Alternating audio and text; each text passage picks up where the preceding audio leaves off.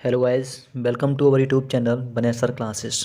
साथियों, जैसा कि आप सभी को विदित है कि हम आपका सीटेट 2021 को देखते हुए हिंदी, संस्कृत और जो तमाम आपके जो सब्जेक्ट हैं, सेक्शन हैं उसकी मैं तैयारी अच्छे से आपको करा रहे हैं। ठीक है, तो पेडागोजी की जो दिक्कत है उसका मैं पूरा सॉल्यूशन आपको अच्छे से करा रहे हैं, एकदम एक्सप्लेन करके चीज़ों को। ठीक है, तो आपके जो हिंदी का सेक्शन है इसमें जो पेडागोजी आपकी पूछी जाती है उसके अच्छे प्रश्नों की एक श्रृंखला ली है जो हम आपको सॉल्व कराएंगे। ठीक है, एक्सप्लेन भी करेंगे, तो बने रहिए हमारे साथ दोस्तों। अब सारे क्वेश्चंस का आप रिवाइज एक बार जरूर करें। ठीक है, तो चलिए दोस्तों, बिना देर के क्वेश्चंस की शुरुआत करते हैं आज के। ठीक है,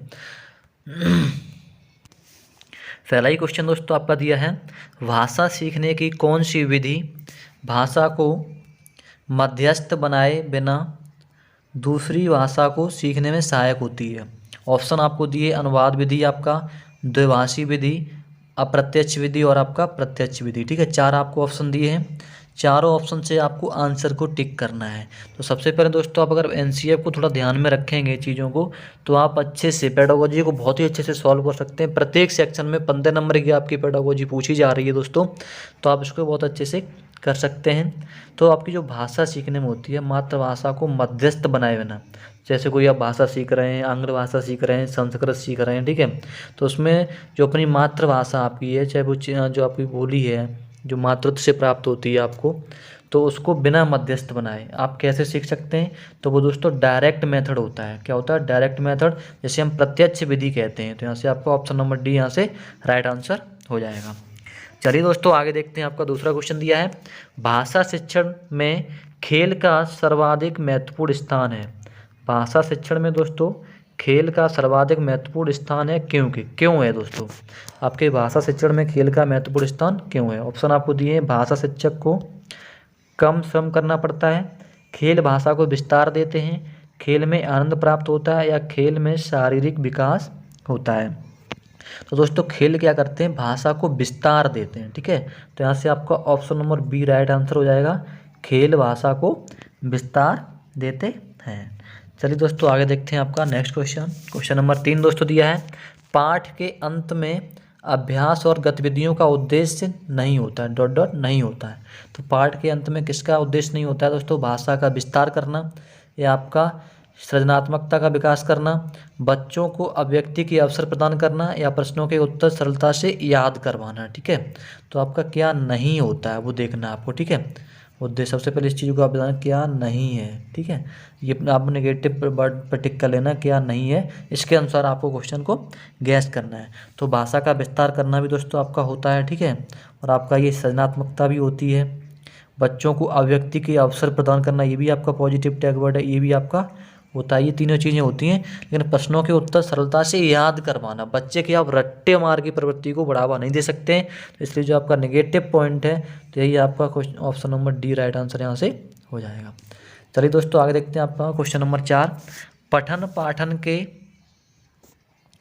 ठीक है, पठन पाठन के अंत में ऐसे अभ्यास एवं गतिविधियाँ हैं जो क्या हैं? सरल भाषा वाले हों, बच्चों को स्वयं कुछ करने और सीखने का अवसर प्रदान करें, केवल पाठ से ही संबंधित हों, पाठ पर बिल्कुल आधारित ना हो। दोस्तों कुछ हमने आपको टैग वर्ड बताए हैं पॉजिटिव, उनसे आप तुरंत दोस्तों पेडागोजी के जो क्वेश्चन है उसके आंसर की तरफ जा सकते हैं। इसमें दोस्तों बिल्कुल सटीक आपका क्वेश्चन दिया है, बच्चों को स्वयं कुछ करने और सीखने का अवसर प्रदान करें। तो ऑप्शन नंबर बी आपका यहाँ से बिल्कुल करेक्ट आंसर हो जाता है। चलिए चलते हैं आगे नेक्स्ट क्वेश्चन पे। नेक्स्ट क्वेश्चन आपका है क्वेश्चन नंबर 5 में आपका, भाषा शिक्षण में बालक में मौखिक कौशल के विकास के लिए सबसे कम महत्वपूर्ण है। सबसे कम महत्वपूर्ण आपका क्या है दोस्तों? ऑप्शन आपको दिए हैं, किसी विषय पर चर्चा करना, ठीक है, बच्चों की बात को धैर्य से सुनना, प्रश्नों के उत्तर पूछना, अपनी बात कहने का पूरा मौका देना। ये दोस्तों अपनी बात कहने का पूरा मौका भी बच्चों को दिया जाता है, किसी विषय पर चर्चा भी आप कर सकते हैं, बच्चों की बात को धैर्य से सुनना भी जाता है, लेकिन प्रश्नों के उत्तर पूछना ये थोड़ा कम इस पर महत्वपूर्ण होता है। ठीक है, कम इसे आप वरीयता देंगे। तो यहाँ से आपका option number C right answer हो जाएगा, प्रश्नों के उत्तर पूछना। चलिए दोस्तों, आगे देखते हैं। आपका नेक्स्ट क्वेश्चन नंबर 6 दोस्तों दिया है, भाषा सीखने में मातृभाषा का व्याघात है। ठीक है, भाषा सीखने में मातृभाषा का व्याघात क्या होता है दोस्तों? तो ये आपका नहीं होता है, पूर्ण रूप से होता है, या क्या है? तो मातृभाषा का जो होता है किसी भाषा को सीखने में वो आंशिक रूप से मतलब बहुत कम होता है। क्या होता है? आंशिक रूप से होता है। तो आपका ऑप्शन नंबर ए ही यहाँ से राइट आंसर हो जाएगा। ठीक है, चलिए आगे देखते हैं दोस्तों। नेक्स्ट क्वेश्चन आपका क्वेश्चन नंबर 7, भाषाई कौशलों के संदर्भ में कौन सा कथन सत्य है? कोई दोस्तों ऊपर से ही आपका मिसप्रिंट हुआ है। ठीक है, तो भाषाई कौशलों के संदर्भ में कौन सा कथन सत्य पूछा गया। ठीक है, तो इसमें नहीं लगा है भाषाई कौशल एक साथ सीखे जाते क्रम से नहीं। ठीक है, पहला ऑप्शन आपका ये हो गया। दूसरा है भाषाई कौशल एक दूसरे से स्वतंत्र होते हैं। भाषाई कौशल एक क्रम से सीखे जाते हैं। भाषाई कौशल एक दूसरे को अप्रभावित नहीं करते हैं। ये तो दोस्तों आपका नहीं, ये तो गलती हो जाएगा, प्रभावित करते हैं। ठीक है, भाषाई कौशल एक क्रम से सीखे जाते हैं। भाषाई कौशल एक दूसरे से स्वतंत्र होते हैं। भाषाई कौशल एक साथ सीखे जाते हैं। तो आप यहाँ से ऑप्शन नंबर ए राइट हो जाएगा दोस्तों। ठीक है, एक क्रम से नहीं सीखे जाते हैं, एक साथ आपके सीखे जाते हैं। ठीक है, तो ऑप्शन नंबर ए यहाँ से राइट होगा। भाषाई कौशल एक साथ सीखे जाते हैं लेकिन क्रम से नहीं। ठीक, ये आपका राइट आंसर हो जाएगा।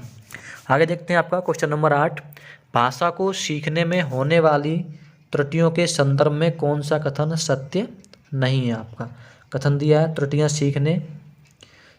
सीखने सिखाने की प्रक्रिया का अभिन्न अंग है। सही बात है, त्रुटियां आपका अस्थायी होती हैं।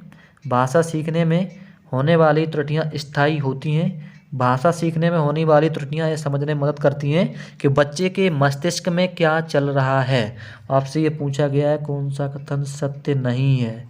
इसकी तरफ भी थोड़ा आप ध्यान देंगे, कौन सा कथन नहीं है, इसको आप नहीं को ध्यान में रखेंगे। ठीक है, तो जो भाषा सीखने में त्रुटियां होती हैं दोस्तों ये स्थायी नहीं होती हैं। ठीक है, तो यहाँ से आपका ऑप्शन नंबर सी राइट होगा। भाषा में क्या होती है, त्रुटियां स्थायी नहीं होती हैं। जब आप चीज़ों को सीख जाएंगे फिर आप त्रुटियां क्यों करेंगे बताइए। ठीक है, चीज़ जब तक आप नहीं सीखते हैं तब तो आप त्रुटियां करेंगे, तो त्रुटियां कोई स्थायी नहीं होती। तो आपका विकल्प सी सही हो जाएगा यहाँ से। आगे आपका क्वेश्चन नंबर 9 दिया है, एक प्राथमिक शिक्षक के रूप में आप सतत और व्यापक आकलन करते समय किसे सर्वोपरि मानते हैं? किसे आप मानेंगे दोस्तों? एक प्राइमरी शिक्षक के रूप में आप कठिन शब्दों का अर्थ लेखन, आपका लिखित प्रश्न पत्र, पाठ से देखकर सुलेख लिखना, या बच्चों द्वारा विभिन्न संदर्भों में भाषा प्रयोग की क्षमता को दोस्तों। तो आप किसे देंगे? सर्वोपरि किसे माने? सबसे सर्वोपरि दोस्तों आपका आंसर यही हो रहा है, बच्चों द्वारा विभिन्न संदर्भों में भाषा प्रयोग की क्षमता।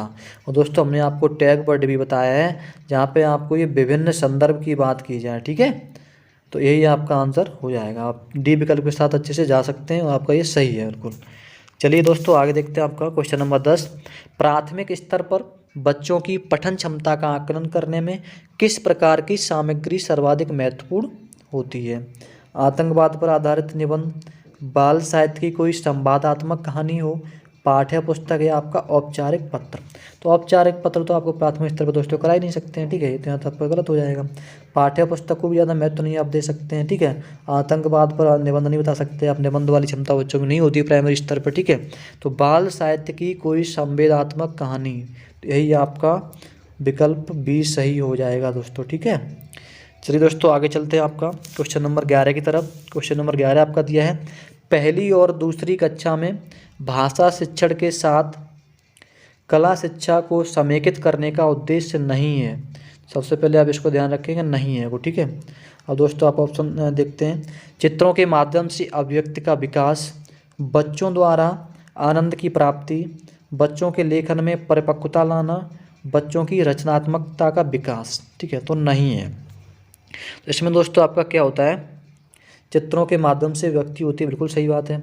बच्चों द्वारा आनंद की अनुभूति भी होती है। ठीक, और बच्चों की रचनात्मक विकास भी होता है। लेकिन आपका जो है पहली और दूसरी कक्षा में दोस्तों क्या होता है कि लेखन में आपकी परिपक्वता नहीं होती है।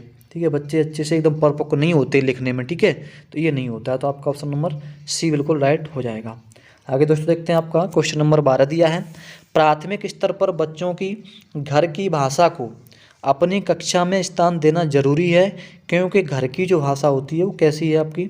चलिए देखते हैं विकल्प की तरह। सरल होती है घर की भाषा आपकी, या घर की भाषा बच्चे ने अभी पूर्णता नहीं सीखी है, बच्चे की भाषाई पूंजी है, या मानक स्वरूप के लिए होती है। तो प्राथमिक स्तर पर बच्चों के लिए जो उनकी घर की भाषा होती है दोस्तों क्या होती है, बच्चे की वो भाषाई पूंजी होती है। क्या होती है? भाषाई पूंजी होती है। तो आप विकल्प आपका सी यहाँ से बिल्कुल सही आपका हो जाएगा। ठीक है, आगे चलते हैं दोस्तों नेक्स्ट क्वेश्चन की तरफ। नेक्स्ट क्वेश्चन आपका दिया है क्वेश्चन नंबर 13, भाषा सीखने सिखाने के संदर्भ में गृह कार्य का उद्देश्य क्या होता है। जो बच्चों को आप होमवर्क देखते हैं उसका आपका ऑब्जेक्ट क्या रखते हैं, क्या मोटो रखते हैं, ठीक है। तो उसमें आपका ऑप्शन दिया है सीखने को विस्तार देना, ठीक है।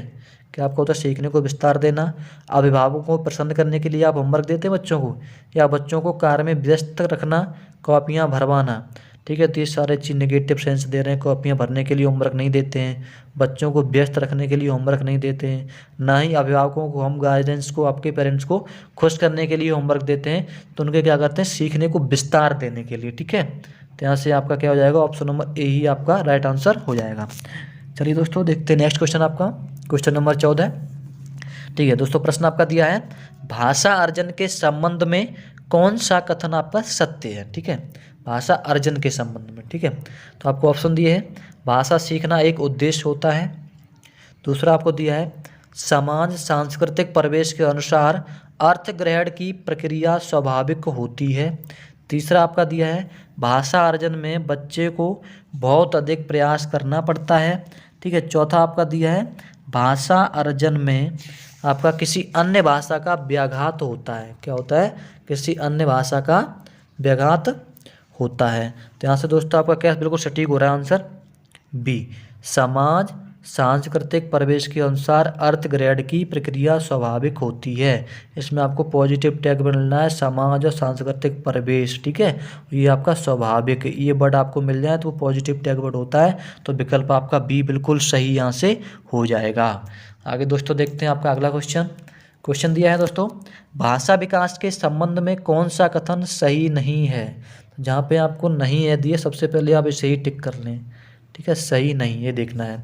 तो आपका दिया है विकल्प भाषा विकास व्यक्ति निरपेक्ष है, बड़ों का संपर्क भाषा विकास की गति को तीव्र करता है, सही बात है करता है। भाषा विकास व्यक्ति सापेक्ष है, प्रारंभिक भाषाई प्रवेश की समृद्धता भाषाई विकास में सहायक होता है, बिल्कुल सही बात है। लेकिन दोस्तों जो भाषा विकास होता है व्यक्ति निरपेक्ष है, यही आपका नेगेटिव पॉइंट है। तो यही जो आपका है ये नहीं होता है। तो आपका ऑप्शन नंबर ए राइट हो जाएगा यहाँ से, ठीक है। ऑप्शन नंबर ए आपका यहाँ से राइट हो जाएगा। दोस्तों पेडागोजी के हमने आपको 15 क्वेश्चन कराए। आशा करता हूँ दोस्तों आपको अच्छे से समझ में आए होंगे। दोस्तों अगर आपको प्रश्नों की श्रृंखला अच्छी लग रही है, ठीक है, आपको समझ में आ रहा है, तो सभी हमारे भावी शिक्षकों के पास वीडियो को एक बार सेंड जरूर करें। दोस्तों चैनल पर अगर पहली बार जुड़ रहे हैं तो सब्सक्राइब जरूर करें। बड़ी मेहनत लगती है दोस्तों वीडियो को बनाने में, तो वीडियो सभी दोस्तों के साथ शेयर जरूर करें। Thanks you.